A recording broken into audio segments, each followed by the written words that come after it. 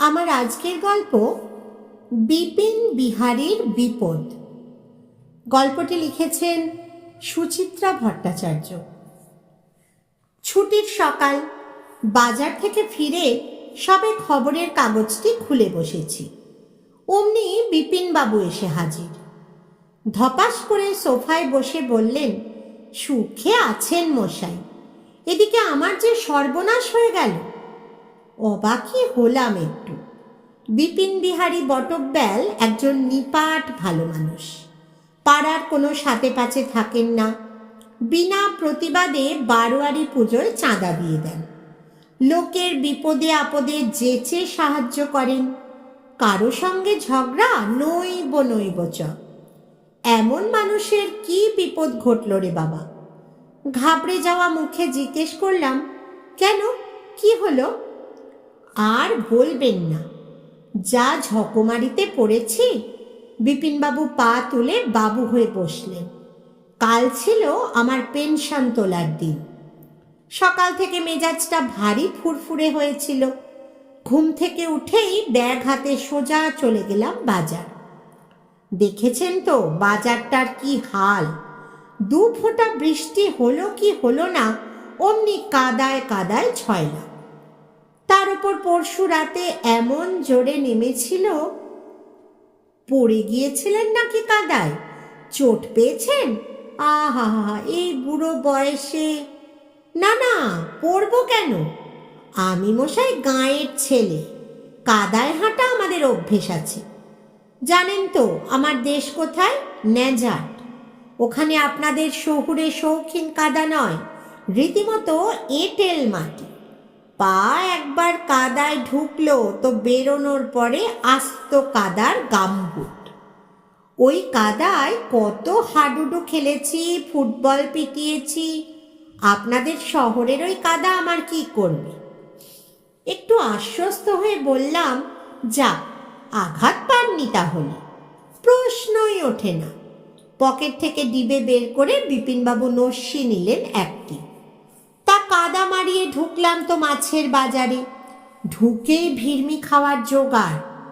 কেন কেন, কি দেখলেন সেখানে? ইয়া, বড় বড় ইলিশ। আহা, কি তাদের রং, কি বা রূপ! গায়ে যেন রূপ ঝিলিক কাটছে। জিজ্ঞেস করলাম, কোথাকার মাছ ভাই? বলল, কোলাঘাটে। এমন মাছ আর এবছরে আসেনি বাবু, নিয়ে যান, ঠকবেন না। ব্যাস, অমনি লোভে পড়ে গেলাম।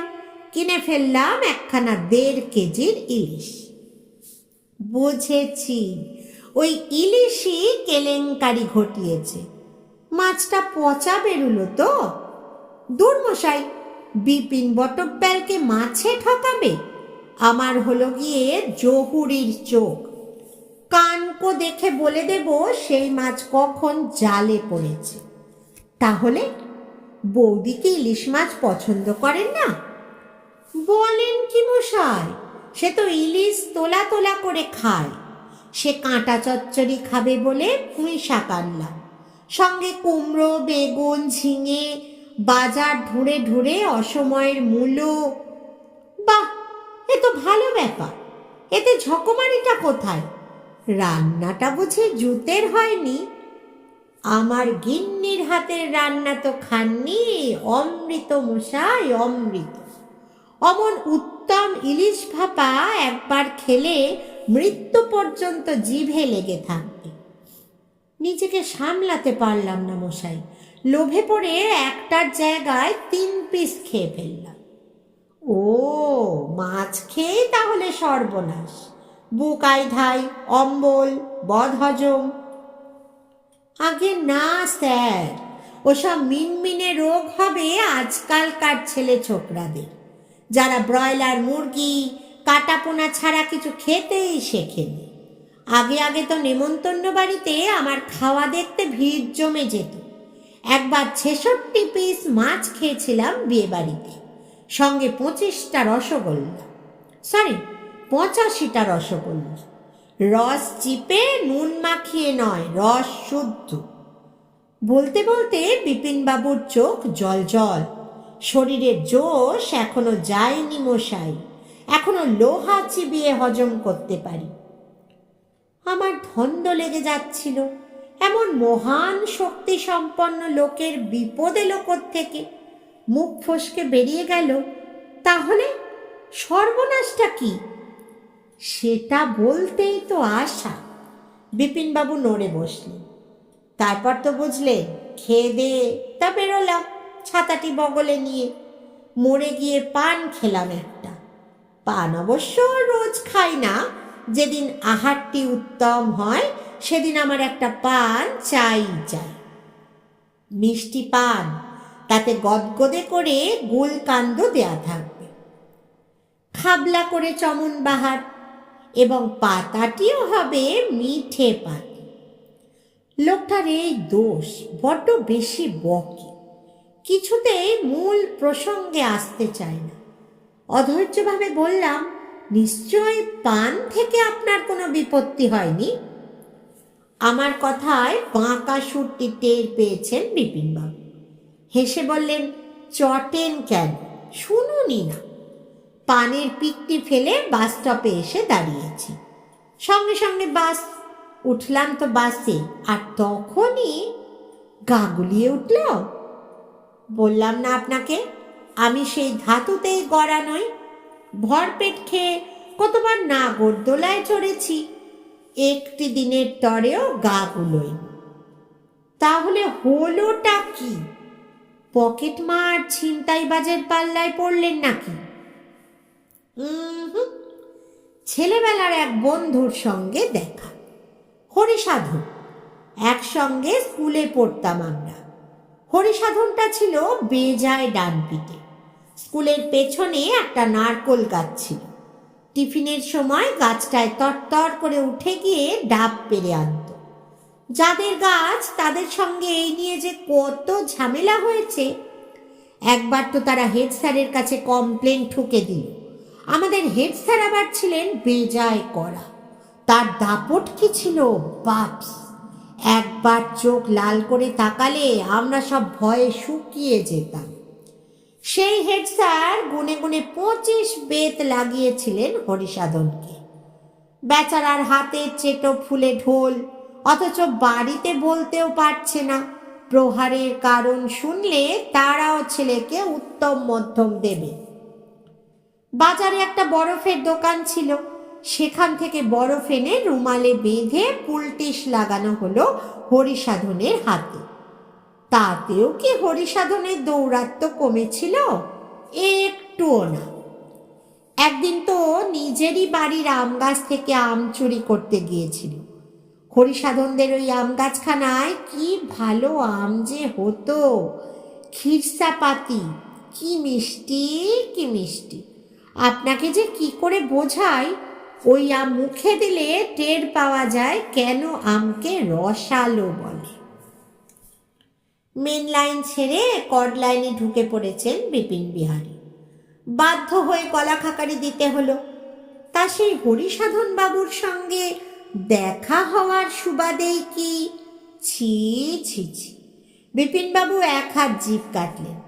পুরনো বন্ধু কখনো বিপদে ফেলতে পারে? তাও আবার হরিসাধনের মতো বন্ধু।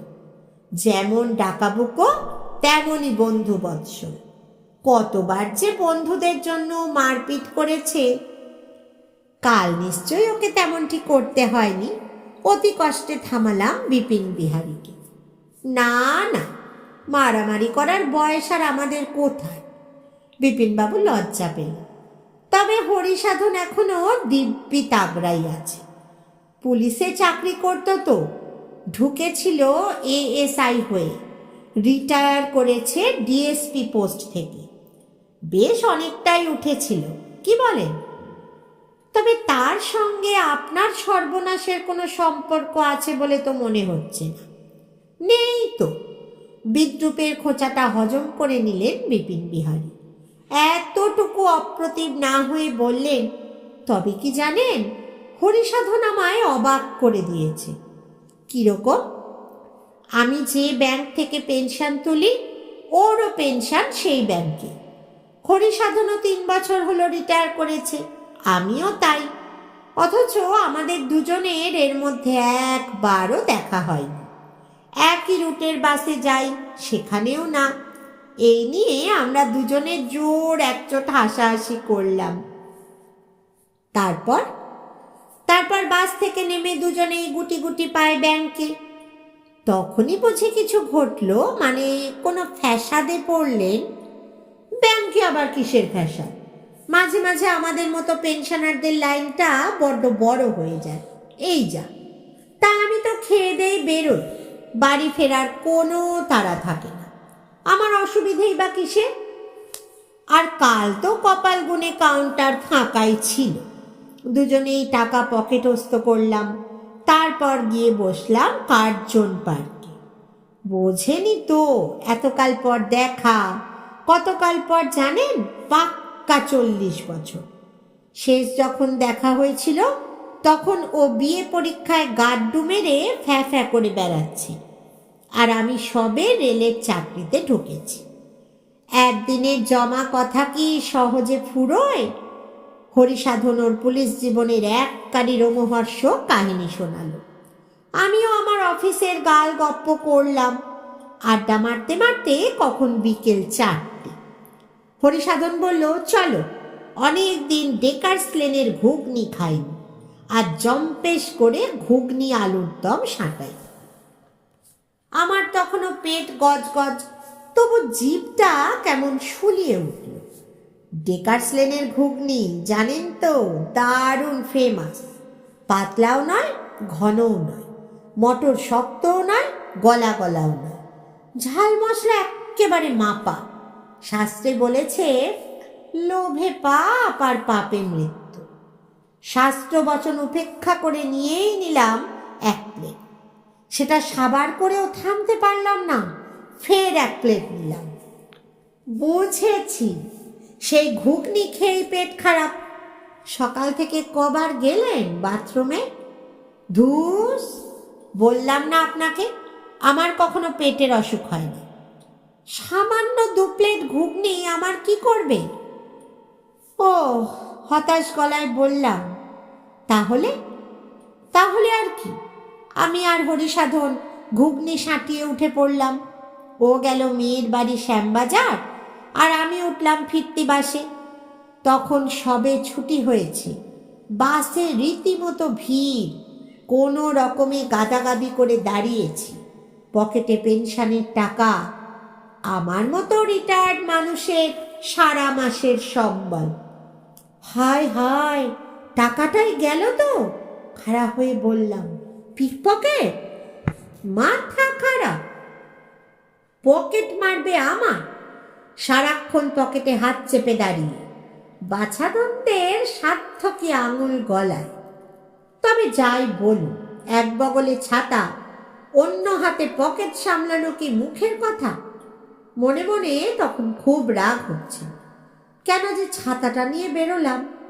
বলতে পারেন, প্রিয় ছাতাটাকে অভিশাপে দিচ্ছিলাম বেশ। সেই প্রিয় ছাতাই বুঝি গেল শেষে। ঠিক উল্টো, ছাতাই বরং কাজে লেগে গেল। বাস থেকে নামার পরপরই ঝেঁপে বৃষ্টি এলো না কাল? হলো মাত্র 10 মিনিট, কিন্তু তার কি ভয়ঙ্কর তোড় ছিল বলুন। পেট আমার পোক্ত বটে, তবে ফুসফুস দুটি তো ঝরঝরে। বৃষ্টির ফোঁটা গায়ে পড়লেই শুরু হয়ে যায় সর্দি কাশি। দেখ না দেখ, শয্যা নিতেই হয়। ওই ছাতার কল্যাণেই কাল বেঁচে গেলাম বলা যায়। টাকাটাও ভিজল না। বাহ, এ যে দেখি সবই ভালো ভালো ঘটনা। ছাই ভালো। বাড়ি ফিরে কি দেখি জানেন? গিন্নি অন্ধকার বসে, মুখ কালো করে। কেন কেন? আপনার দেরি দেখে উদ্বিগ্ন হয়ে পড়েছিলেন বুঝি? আমার জন্য উদ্বিগ্ন? সেই কপাল কি করেছি মশাই! ফিউজ উড়ে গিয়েছিল মেন মিটার থেকে। ভাবুন, এই গরমে যদি কারেন্ট না থাকে। ইলেকট্রিক মিস্ত্রিদের তো জানেন, ভগবানকে পাওয়া সহজ, কিন্তু তাদের দর্শন মেলা ভার। ও, তার মানে সারা রাত কাল ঘুমোতে পারেননি। সেদ্ধ হয়েছেন গরমে। তাই হতাম যদি নিজে ইলেকট্রিকের কাজ না জানতাম। ওইসব টুকটাক কাজের জন্য আমি মেকানিকের অপেক্ষা করি না মশাই। এই তো গত সপ্তাহে আমার জলের কলটা খারাপ হয়ে গেল। আমি থোড়াই প্লাম্বারের পেছনে দৌড়েছি। আমার মশাই আপনা হাত জগন্নাথ। সোজা চলে গেলাম ওয়েলিংটন, কল কিনলাম, পাইপ কিনলাম। ভাবতে পারবেন না মশাই, ওখানে পাইপ কল সব কি সস্তা, বিশেষ করে চাঁদনি মার্কেটের দিকটায়। এখানে যে জিনিসের জন্য 100 টাকা হাঁকে, ওখানে তার দাম মেরে কেটে 60। মিস্ত্রিও কলে হাত দিলে না হোক নিত 50-60 টাকা। তাহলে কতগুলো টাকা বেঁচেছিল বলুন। তবে কাল ওই অন্ধকারে ফিউজ সারাতে গিয়ে আহা হা হা, কারেন্ট খেয়েছেন বুঝি? না মশাই না, মনের মতো তার খুঁজে পাচ্ছিলাম না। তারপর হঠাৎই মনে পড়ল, আছে তো তার, বাথরুমের লফটে পুরনো তার প্লাস্টিকে মুড়ে রাখা আছে। সঙ্গে সঙ্গে ওই অন্ধকারী অ্যালুমিনিয়ামের ঘরাঞ্চিতে চড়ে হাতড়ে হাতড়ে বের করলাম তার। তারপর ফিউজ সারানো তো 2 মিনিটের কাজ। তবে হ্যাঁ, ফিউজের তার লাগাতে হয় খুব মেপে ঝুঁকে। বেশি মোটা হলে মেন উড়ে যাবে, বেশি সরু হলে নিজেই ঘন ঘন জ্বলবে। অবশ্য আমার হাত পাকা, একবার যদি ফিউজটি লাগায় 6-8 মাস নিশ্চিন্ত। ওরে বাবা, এই যে দেখি রুশি সৈনিক, রোদে পড়ে না, জলে ভেজে না, আগুনে ঝলসায় না, কারেন্ট খায় না। জাগতিক সমস্ত বিপদই তো টপকে টপকে চলে যায়। এমন মানুষের কি বিপদ ঘটা সম্ভব? নতুন করে আর প্রশ্ন করতেও সাহস হচ্ছে। কোন কথা থেকে বিপিনবাবু যে কোন কথায় চলে যাবেন ঠাউর করা দায়। ভয় ভয় বললাম, সর্বনাশের কথা পরে হবে বিপিনবাবু, এখন একটু চা খাবেন তো? চা? বিপিন বিহারী প্রৌঢ় মুখখানি সহসা খুশিতে উদ্ভাসিত। অবশ্যই অবশ্যই, আরে ওই সর্বনাশের কথাই তো আপনাকে বলতে এসেছি মশাই। মানে? কাল রাত্রিরে ছেলে এসেছি, কথা নেই বার্তা নেই, দুম করে 2 দিনের জন্য মাকে নিয়ে চলে গেল নিজের ফ্ল্যাটে। আপনার বৌদিও হয়েছেন তেমনই, নাতি নাতনির সঙ্গে মৌজ করবেন বলে তিনিও ড্যাং ড্যাং করে ছুটলেন। আমার রান্নার মেয়েটি আসবে সেই বেলা 10টায়। এদিকে হে হে, বুঝলেন কি না, আমি গ্যাসটাও জ্বালতে পারি না। বলুন, এটা কি আতান্তর নয়? সকালের নেশার চাটা কি আমি রাস্তায় গিয়ে খাবো? যাক, শেষ পর্যন্ত তাহলে ঝুলি থেকে বেড়াল বেরুল। ঠিকই তো, এত বড় বিপদ কারো ঘটে নাকি? হাসি মুখে বললাম, সামান্য চা খাবেন, এ আর এমন কথা কি? আগে বললেই পারতেন। কি করে বলবো? আপনি বলার সুযোগ দিচ্ছেন। তখন থেকে একের পর এক গপ্প জুড়ে জুড়ে ওহ, মাথাটা আমার ধরে গেল মশাই। সকালবেলা কি করে যে এত বক বক করতে পারে, একটা সোজা কথা সোজাভাবে বলবো তার উপায় নেই।